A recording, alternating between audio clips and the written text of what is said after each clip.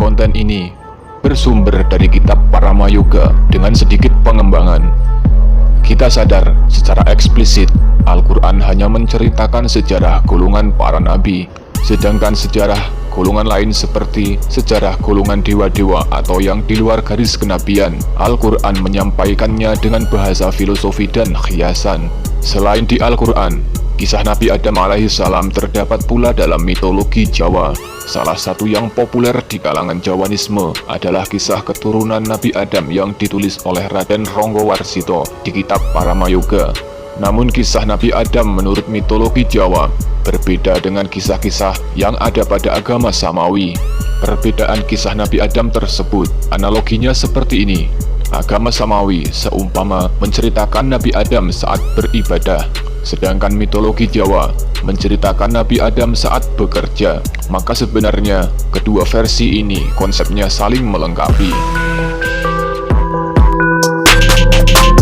Assalamualaikum warahmatullahi wabarakatuh. Salam Rahayu. Nabi Adam alaihissalam memiliki seorang putra pewaris kenabian yang bernama Nabi Syed. Nama Nabi Syed banyak diterangkan di kitab Taurat maupun Injil, namun tidak tertulis di Al-Quran sebab pengetahuan tentang Nabi Syed dalam Islam sudah memasuki ranah pengetahuan tingkat hakikat dan tidak tertulis secara syariat. Nabi Syed mempunyai dua putra bernama Sayyid Anwar dan Sayyid Anwas, yang kelak Sayyid Anwar menjadi leluhur raja-raja Jawa dan Sayyid Anwas menjadi leluhur para nabi atau nenek moyang bangsa Yahudi.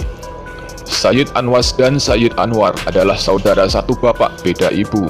Sayyid Anwar mempunyai ibu dari golongan bangsa jin yang bernama Dewi Telajah, sedangkan Sayyid Anwas memiliki ibu dari golongan manusia yang bernama Azura atau Dewi Mulat. Selain berbeda ibu, kedua putra Nabi Syed ini memiliki perbedaan dalam mencari ilmu. Sayyid Anwar menyukai cara, tirakat, dan bertapa, sedangkan Sayyid Anwas menyukai cara dengan membaca dan menulis. Perbedaan karakter Sayyid Anwas dan Sayyid Anwar dalam metode penggalian ilmu inilah cikal bakal lahirnya agama-agama di dunia. Sayyid Anwar yang menyukai tirakat seperti bertapa dan puasa ialah cikal bakal lahirnya ideologi agama Dewata atau Buddha dan Hindu. Sayyid Anwas yang mempelajari syariat seperti baca tulis ialah cikal bakal lahirnya ideologi agama Samawi atau Yahudi dan Nasrani. Perbedaan lain yang sangat kontras adalah mereka mempunyai unsur biologis yang berbeda.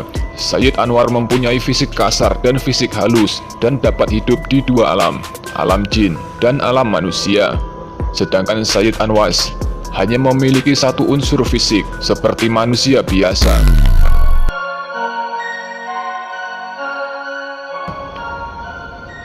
Kelahiran Sayyid Anwar kurang mendapat perhatian keluarga Nabi Adam alaihissalam. Oleh sebab Sayyid Anwar lahir dari campuran bangsa jin yang mana pada zaman Nabi Adam, bangsa jin adalah sumber pemicu kesyirikan manusia pada zaman itu.